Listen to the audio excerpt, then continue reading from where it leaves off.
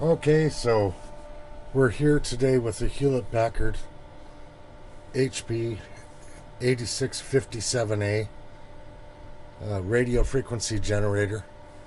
It's good to 1 gigahertz. When I got this machine, what was happening was, as you started out at 1 gigahertz, the amplitude seemed a little bit high, and also as you reduced frequency on this machine, the amplitude just kept on going down. And finally, when you get down in the 455 kilohertz range, the amplitude would be all the way down to 60 dB, even when you had this set all the way up. Now, I don't have it set all the way up now because I'm trying to do some low-level measurements on it now that it's working again. I'm not going to go through the troubleshooting of this because it was very difficult. These boards in here, you have to take these circuit boards down and then take off a lot of covers and get in there and take a look. But in the end, that probably wasn't necessary because the problem with this particular generator was the very last part of the signal path.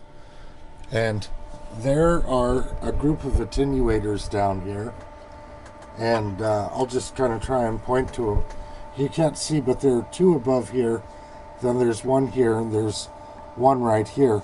Now, they aren't all attenuators. The first one is a het box. This one, the one up in here, is an attenuator. This one's an attenuator. And this one is a reverse power protection relay that also has a 10 decibel attenuator built into it. And it turns out that this was the problem. The relay in this was not engaging. And because the relay wasn't engaging, when you were at high frequencies, the signal would jump the relay. The relay was just acting like an antenna. And as you'd go down lower in frequency, then of course it was not as prone to jump across. And by the time you got all the way down, when you had the front here set to plus 13 dB, the spectrum analyzer was reading negative 60. So what I ended up doing, I can't get this box, and I'm not interested in tearing this box apart. So what I ended up doing was I took this box out of the loop and I moved the connector at the back of the machine to the front of the machine up here. And then I took the output from the last attenuator, which was 10 decibels high because it was 10 dBm high, because this has a 10 dB attenuator built into it. So what I did was I took that straight off of this and I installed a 10 dB attenuator right here in the signal path to the front panel where I installed the connector for the front panel. That took a little bit of fabrication. This used to come as a kit, this option to have this on the front. So anyway, that's what I ended up doing. And now the generator behaves very well. Right now it's set at 455 kilohertz. It's set at minus 70 dB. And you can see here on the spectrum analyzer that we're at minus 69.71 dB, which is real good. As we start to go down from that, if we go down 10 dB, we're at minus 69. Now we're at minus 79. And so now we can go quite a ways down. This is a very good machine. Right here, we're now at minus 120 dB on this machine. And this machine is working really good. The only bad part is, now I'll go down one more here, see how far we can go. There's minus 130 dB for all practical purposes. So that's plenty sensitive. There's nothing wrong with that at all. And this machine is working very well. The only issue is is that it no longer has reverse power protection. And that is a disappointing thing. But what I'm going to do is I'm going to build a reverse power protection box for this, for the cable that I attach to this, so that I can protect the signal generator from any large DC voltages or large AC voltages being backfed into it. So I will make my own protection box for this, but this machine is working really good. And in fact, I want to show you something here. I'm going to go to 200 megahertz, and then I'm going to adjust my my spectrum analyzer here for a second.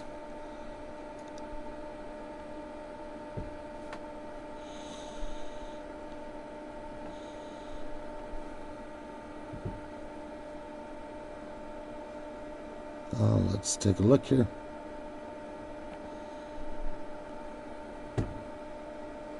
There we are. And I'm still at minus 100 dB here. Just a minute. I'm gonna go up just a bit. Yeah, I still don't have myself set right here. Just a minute.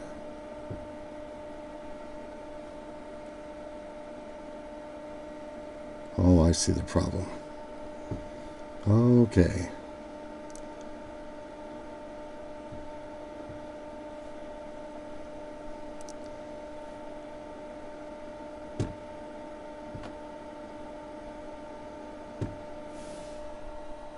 There we go.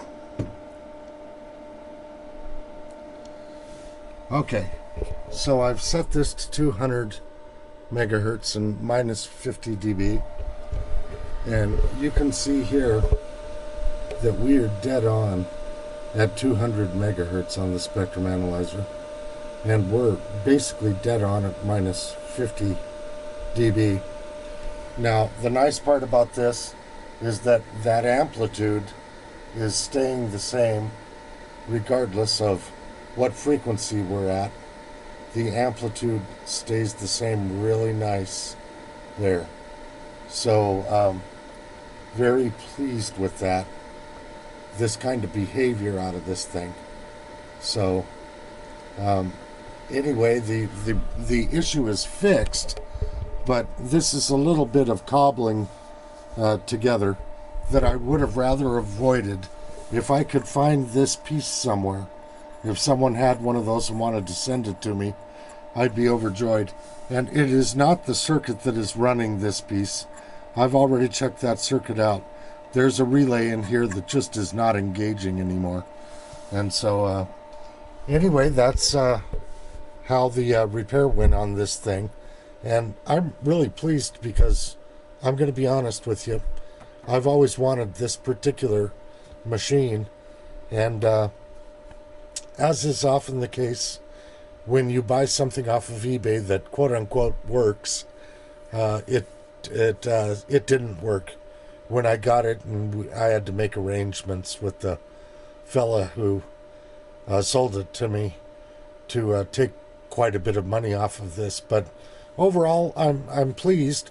It cost me a lot of time in troubleshooting, but at the same time, I can't complain about this behavior.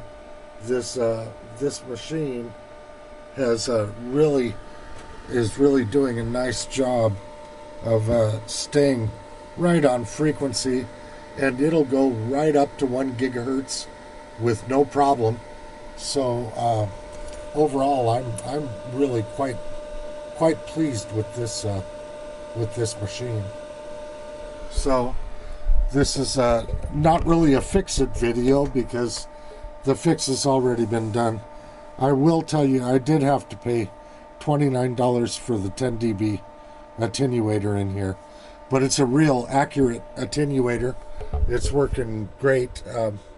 If that attenuator weren't in there, this would read minus 50 right here, And this here on the spectrum analyzer would read minus 40 because there's a 10 dB attenuator inside of this little box that when you skip the box, everything goes 10 dB high. So that's why this attenuator was placed in line. But overall, I'm pretty pleased with this box. And if you ever see that kind of behavior out of one of these, where as you go lower in frequency, and it's just almost a linear drop off in amplitude, you should really take a look at that reverse power module in there, because that certainly was the cause here. And that's about all I have to say on this thing, except for that I'm really pleased to have it, and it'll be a nice addition to the bench, and I'll be happy to use it as soon as I build my own protection circuit for my injector, for my signal injector.